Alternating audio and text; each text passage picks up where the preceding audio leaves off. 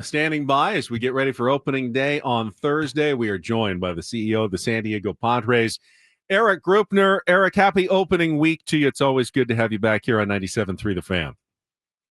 Happy opening week, gentlemen. Great to be back with you. It's been a bit. It's been a bit. It has. So last year, I remember you guys were putting the finishing touches on all the renovations to Gallagher Square, like right up to the last minute. Yeah. Like, right before the park opened. We had all that rain. Oh, yeah. Yeah, that was terrible. Now, this year, are we going to be cutting it quite as close for some of the renovations for the Western Metal Supply Company? Or are we good to go for opening day? Some fewer heart palpitations, less anxiety this year. We are coasting into the finish line here. We actually had a grand open on Saturday for the Western Metal Building.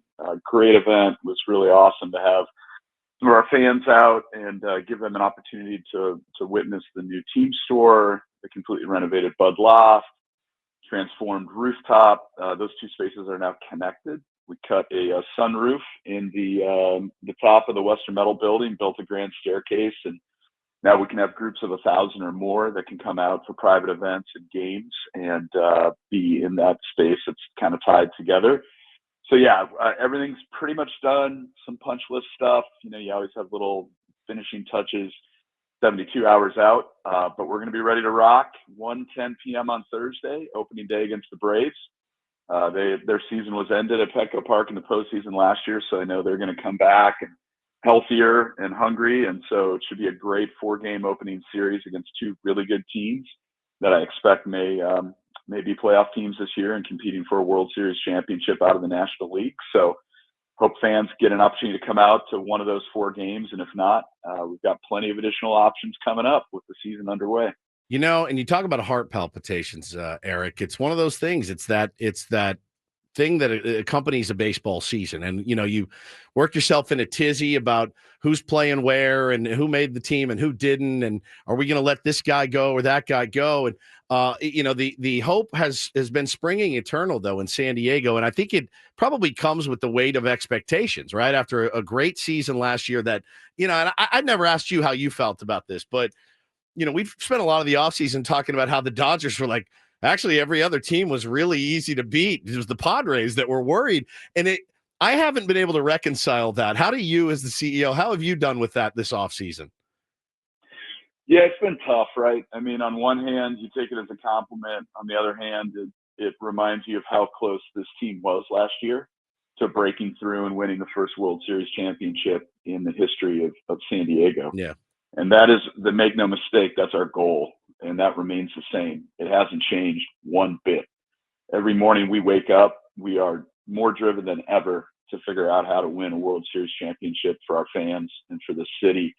So last year was tough. It was tough the way it ended. It was a team last year that, one of the really consistent aspects of last year's team was the ability to score runs. And, we were really good at that. And we didn't have during the regular season many, if any, stretches like we had in the postseason in those last few games against the Dodgers. And, credit to them. They figured out how to suppress, our offense long enough to win that series. And then they went on and won the World Series. And credit to them, but we got to figure out how to beat them. And we get another shot this year, and we're ready. And, so yeah, I didn't love it.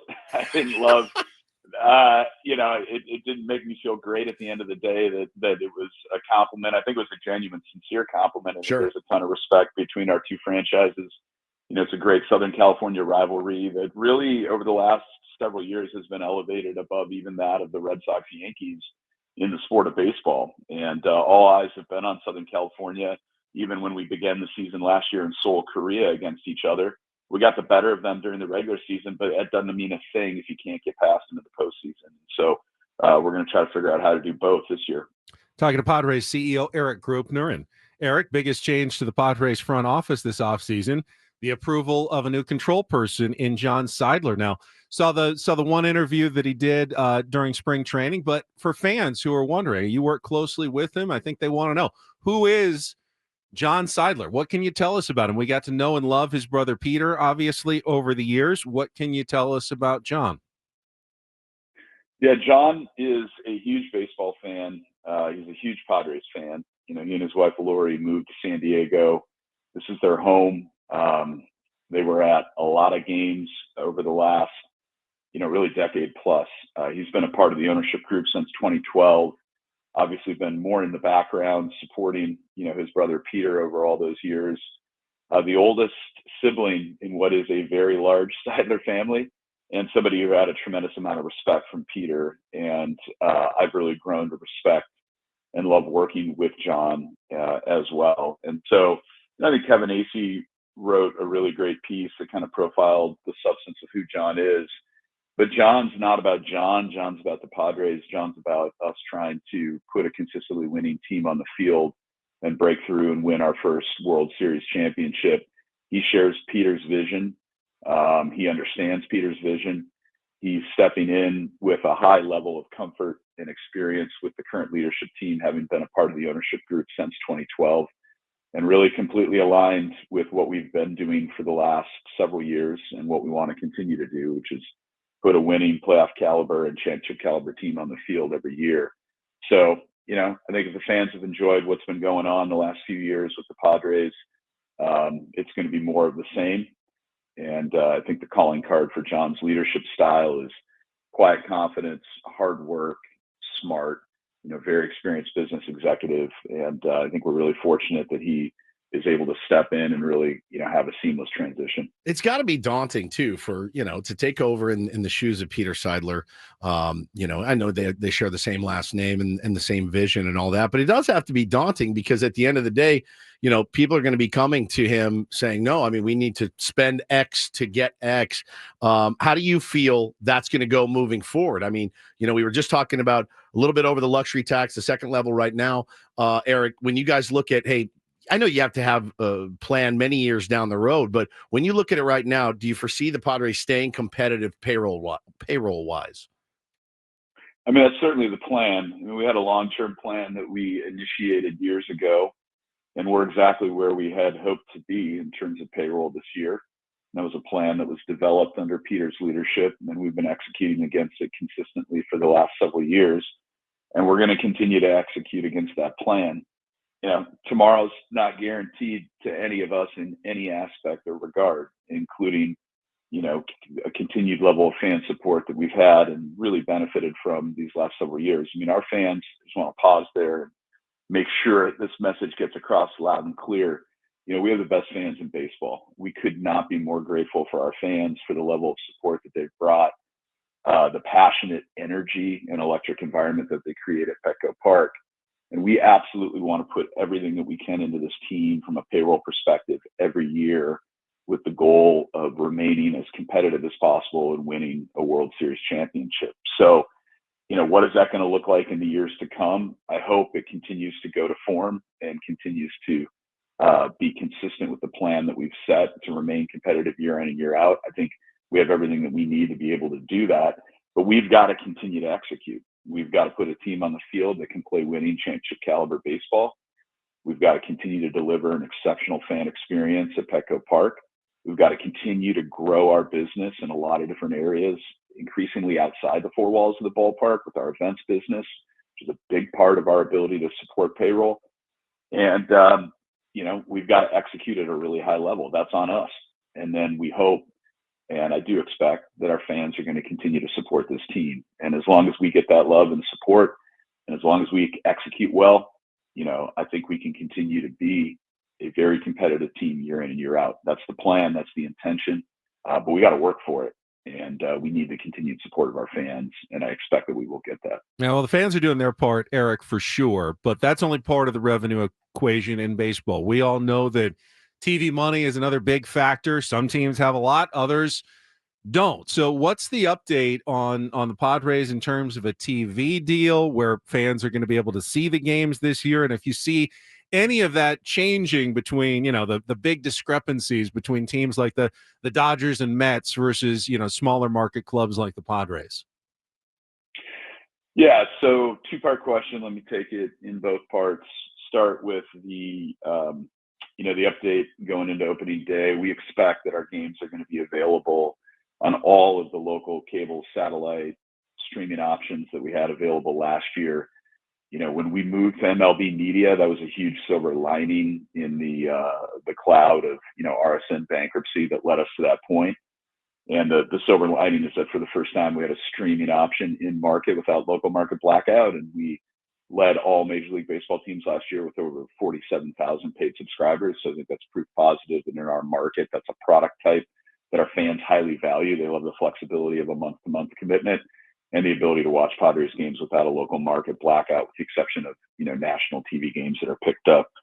So, Padres.com/tune in is going to be the same landing page that we've used for the last couple of years to educate our fans on exactly where they can watch the games and what channels to go to. So we'd encourage fans to continue to stay dialed into that as we approach Thursday. And then we do anticipate sometime after opening day being able to give some specifics on a first time ever package of games that'll be available OTA free of charge, both in San Diego and in the northern Baja California region. So we're excited for that, which is going to expand our reach and make our games more available to fans than they ever have been before.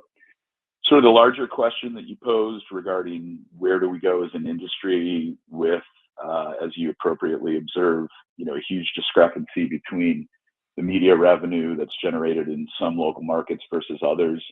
That's a league level question. That's one that I'm not going to get too deep into right now. It calls into question, future CBA negotiations and strategy at a level that's above my pay grade. I'm a part of those conversations, but not in a position to speak on them definitively. But I do think that you see some pretty extreme discrepancies that lead to competitive advantages and disadvantages across markets. And I do think for our game to be the very best it can be in the intermediate and long term, we need to find solutions to that. And I am optimistic that if solutions come, the Padres are going to benefit more than any other market and any other team. I like that. Erik, before you go, I know the Padres announced some new food options at Petco Park. Now, did my beloved Grandel move out to Gallagher Square? I need to know that. Is that? Well, let's hear from Erik about some of the mouth. changes. I mean, it's way beyond hot dogs and peanuts and Cracker Jack. I've heard lobster rolls and everything else. So what is new? What are you excited about in terms of the food options this season at Petco Park? All right, let's get to the good stuff. So you guys started early enough. This probably feels like lunchtime. Sure. Yes, we can eat. Yeah. Awesome. We can eat. All right. So what we've done for the better part of a decade at Petco Park has become known, I think, deservingly so, for the best venue in professional sports when it comes to our food and beverage offerings. And, you got to stay on top every year by bringing in some new concepts. So we're really excited. We have some great new concepts that are coming in this year. Drew Deckman. Have you guys ever been to Deckman's before? No. In Baja? Okay. He's got a restaurant that he opened up here in San Diego as well. So Drew Deckman, Michelin star chef, amazing chef, huge Padres fan. We're going to launch Deckman's at the Draft this year. So the Ballast Point Draft is now going to serve up some pretty awesome offerings, very fresh seafood based. So Drew's a huge culinary talent. I think fans are really going to enjoy what we're going to offer in the draft. We also have some new partners coming in this season. The Mini Donut Company, Donut Worry Be Happy. That's pretty awesome. Moster Coffee, so both hot and iced coffee. And I think fans are going to love that. And then for the first time, we're going to have a boba tea concept and teaspoon boba teas out in Gallagher Square. And then all the favorites, Grand Ole Barbecue being one of them, are going to continue to be available at Petco Park, along with Puesto, Board and Brew, Tri-Tip Nachos, Cardiff Tri-Tip Nachos. I'm sitting in Cardiff right now watching the surf break down at Pipes and Swami's. So, a great San Diego original. And, we're also going to bring in some new in-house concepts, including that lobster roll that you mentioned, some sliders, different slider concepts, new Santa Maria grill that we're going to be cooking up on. So no shortage of great things to eat and drink at Petco Park this season. And we're going to have a great food guide as well, both hard copy and through the Ballpark app that fans can follow to discover everything that Petco Park has to offer. Gates will open at 11 o'clock on Thursday, so would encourage fans to come out early, explore all the great food and beverage options, including some of the new stuff that I just mentioned. Make sure you get in your seats by 12:30 for a 1:10 first pitch so you don't miss any of the pregame pageantry that comes with opening day. You know, Eric, if you'd like to take the three of us down to Deckman's in the Valle de Guadalupe for research Special purposes, I certainly wouldn't say no. You know what? That sounds like a great road trip, boys. Let's do it. Well, Got the Eric, Ben bus. we look forward to seeing you on Thursday. Everybody's excited about opening day and the team this year. We appreciate your time as always. Good luck to the Padres this season, and thank you for joining us. Thanks, guys. We'll see you soon. You got it. Erik Greupner, CEO of the San Diego Padres.